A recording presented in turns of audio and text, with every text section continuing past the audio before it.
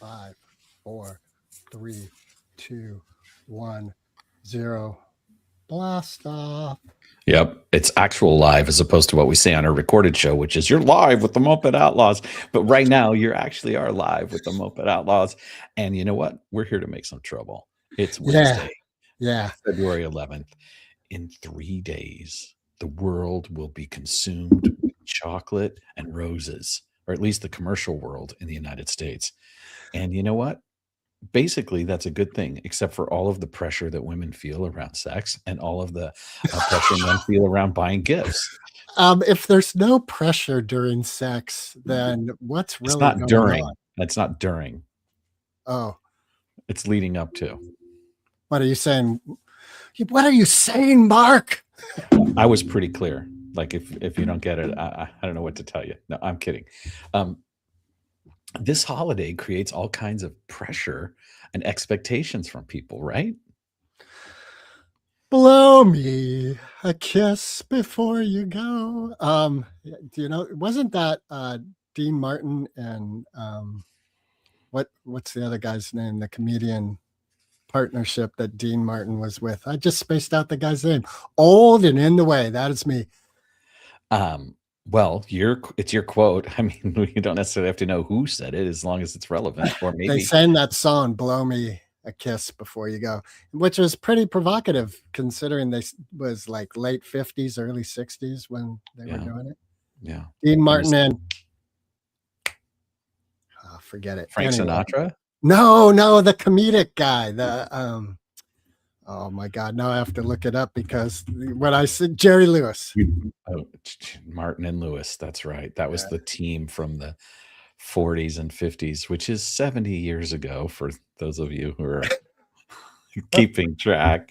But anyway, so I was trying to have an amusing anecdote about love and sex and pressure. Yeah. Chocolate. And chocolate. And the deepest deep is that I'm super romantic and I love this holiday.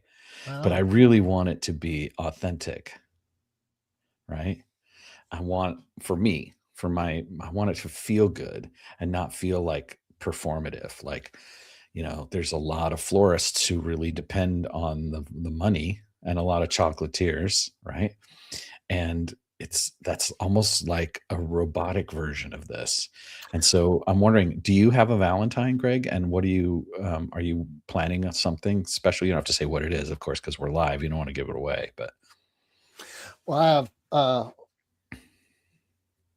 let's see, I have 5 Valentine cards that I'll be giving away on Saturday. Okay. And does that answer your question? Well, I said a Valentine, but you said there's 5. Okay. Yeah, so I have 5 Valentines. Any special plans with any one of them in particular? 2 really close friends of mine who I love dearly are artists, and they have a show with other artists in Sausalito. So I have tickets to that and going with Sarah to that. And do you want to say more about who Sarah is? She's my Valentine. Nice. So there's not 5, there's 1. Well, no. Here's a great conversation that I've had. Right, that's what I'm pressing you for. About falling in love, and I don't believe in falling in love. Wait. Okay, go ahead. So I think we just love people, and then there's some people we do some things with that we don't do with others. Okay, so like when I was in grade school, I gave Valentines out to everybody, right? Including the teacher. You had to. You weren't allowed to just choose a few. Right. But then as we get older, we start to be a little bit more selective, especially in monogamous circles, right? But what I think what you're bringing to the table is really good, is love is not just eros. It's more than that. Yeah, it's hard and phallic. That's eros, dude. I'm saying it's more than that, and you said yes. It's just eros. Well, Here's the thing, like you were talking about authenticity, and part of what I find so interesting is in the planning of something, we are leaving the realm of authenticity and being in the moment. And yet we live in a world where in relationship to each other, it's very challenging to not plan. Yeah, I don't think they're mutually exclusive. I think a plan is, in my view, the idea is to set up a set of circumstances that can then have this beautiful unfolding of whatever's alive in the moment. It's not to create like a step by step schedule, like a TV show or a, right, like a curriculum, right? It's the idea of Applause sign. let's set something up that has at least a structure to it that from within that structure, more excitement and joy and might come, right? Potentially. There's the authentic moment, I believe, needs to include the potential of that schedule doesn't work. This plan doesn't work. Like we were planning to go to the show, and you know what? Now this moment has arrived, and I don't want to go to the show, Right. which then brings up that whole thing with our inner world. Because so many times in my life, I've resisted something, said, I don't want to do it, and I do it. And then I'm so grateful I did it. I'm like, oh my God. I, So so there's this push pull between planning and not planning and authenticity, meaning that we have the ability to shift in the moment when it makes sense. and also our inner challenge of resistance to the blossoming in our life, that we have an id, a shadow that has a propensity to exclude us from love. Exclude us from love. Yeah, I see what you mean. Yeah, that's interesting. Like I want to get technical right away about what an id and a shadow are, but we'll let you guys ask your favorite AI about that. Um, Or your shrink, or your mommy. yeah, or your audience. Like those of you who are hearing this, send us a line. What do you think the difference between an id and a shadow is? And please use corrective, harsh language. Um, Academic language only, please. or as they say in social media circles, wrong answers only. Um, Include your glossary. glossary and your Yeah, bibliography. yeah, What's your reference points? yeah. Anyway, I love this aspect of checking out that eros is one of many aspects of love, and I think we end up very focused, especially in such a sexualized society, as eros being the primary sort of thing when there's selfless human love, the global love of the human family. There's the just the calming of gentle platonic human touch, like a hug or a pat, putting your hand on someone's back when they're stressed. And then there's the idea of loving your family, of being present with your family. And those are just some of the aspects that I'm aware of. And I know there's more subtleties to it. One of the things I've said before in the past is that in the English language, there's basically four words that rhyme with love if you stretch it. And in Spanish, there's a whole lot more, Hmm. right? And so I'm wondering if there's this, the English language is influenced heavily by Germanic language sources and then also partially by Latin languages. And it's kind of this weird hybrid of things. Latin languages like French and Spanish and Italian, they share kind of a commonality through them, and they also are romantic languages. Like you see a lot of poetry that, like, is it Pablo Coelho that's the author, and then Pablo Neruda is the poet, right? I think Pablo Neruda is the poet, and they're Greg is busily asking the AI for us while we wait. Anyway, my point is that I think it's actually healthy for us to have a little bit of pressure on how are we going to cognitively think about expressing love to each other.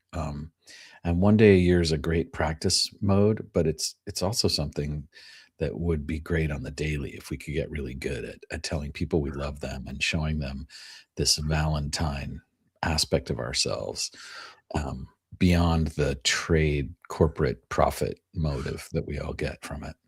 Well, I'm also thinking like we have experiences of divine ecstasy of love, like what Rumi talks about, or even I think Nicole Dodon of living life from orgasmic ecstasy all the time.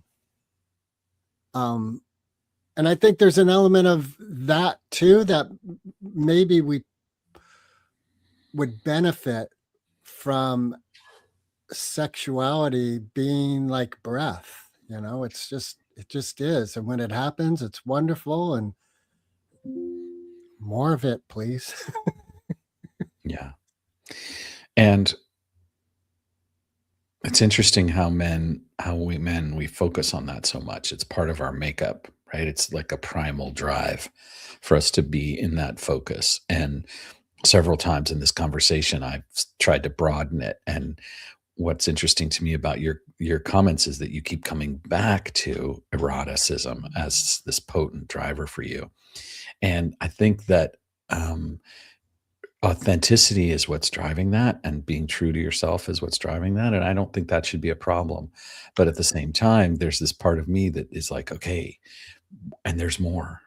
And, Well, that's somewhat performative on my part. It's like I've been taught as a kid, like, we've gotta reach beyond that, and I'm like, "Ooh, what juicy thing am I leaving behind when I just take that on?" So, thank you part for of embodying that. you're welcome. And part of what my envision for myself is the explosion of orgasm in this divine sense of oneness with creation, and it's in that realm of what Rumi wrote about. It's like it's no longer embodied. It is that infinite self radiating out, which, the next sentence I was going to say, and I stopped myself, is from a point, and maybe that's what I'm seeking is like, here's this finite element of me embodied. And what I want is to live life radiating out infinitely. So no longer is there even a circle, because one is in that realm of infinite. There is no center to infinity. Mm. Yeah, and we can look for evidence of that and look for it. It's all right in front of us that these reproductive things are coming really fast in the spring energy in the Northern America. Like I'm seeing green plants budding all over the place, and I can feel stirrings in my own body and in my own soul, and it's really interesting to see the energy that the universe runs off is reproduction. It's all about creating life everywhere, like whatever form you look at.